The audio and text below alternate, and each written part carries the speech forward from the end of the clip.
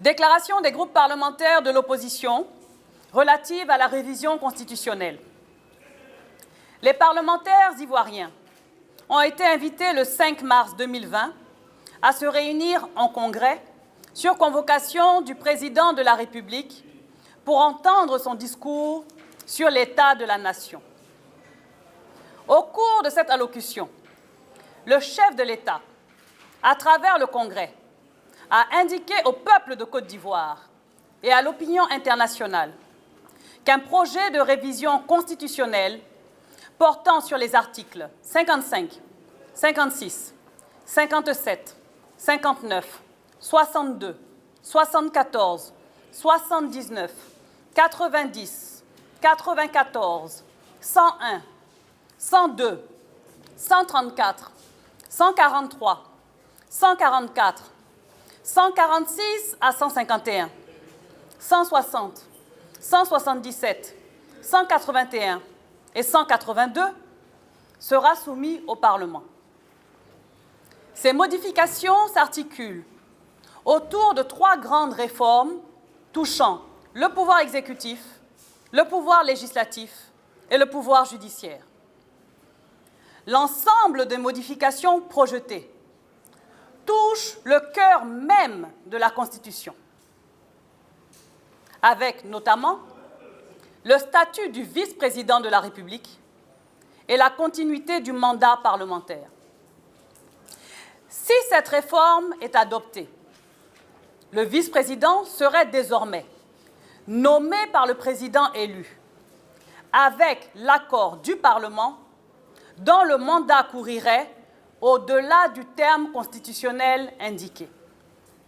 En réalité, il s'agit donc d'une nouvelle constitution et non d'une révision constitutionnelle. Toute chose qui appelle une consultation du peuple par référendum.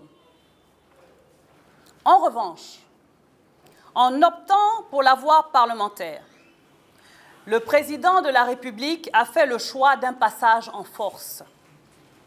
Pour preuve, les grands principes fixés en matière de procédure par la Constitution elle-même n'ont pas été respectés.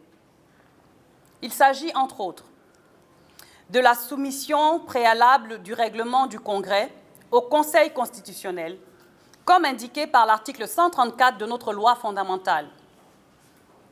L'article 134 stipule que les engagements internationaux visés à l'article 120 avant leur ratification, les lois constitutionnelles adoptées par voie parlementaire, les lois organiques avant leur promulgation, les règlements des assemblées parlementaires avant leur mise en application, doivent être déférés au Conseil constitutionnel qui se prononce sur leur conformité à la Constitution.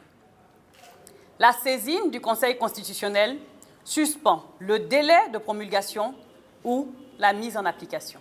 Il s'agit également des délais d'examen imposés dans la précipitation aux parlementaires, c'est-à-dire moins d'une semaine seulement, pour un projet d'une si grande importance qui engage la nation tout entière. De plus, 5 collègues députés détenus en attente de jugement se trouvent dans l'impossibilité de déléguer leur vote par procuration, alors que selon l'article 7 de la Constitution du 8 novembre 2016, consacrant la présomption d'innocence, ils jouissent encore de leurs droits politiques. Par ailleurs, 5 autres parlementaires sont en exil forcé du fait de pression et ne peuvent donc prendre part aux travaux.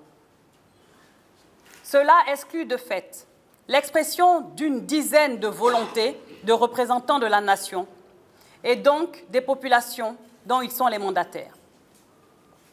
Au regard de tout ce qui précède, une opposition parlementaire qui se veut responsable et sérieuse, garante du respect de la volonté populaire, doit-elle se rendre complice de cette mascarade? L'opposition parlementaire peut-elle cautionner ces trop nombreuses dérives qui entachent la crédibilité de l'institution parlementaire et fragilisent l'équilibre social. Pour les groupes parlementaires PDCI-RDA, Rassemblement et Vox Populi, il ne pourrait en être question.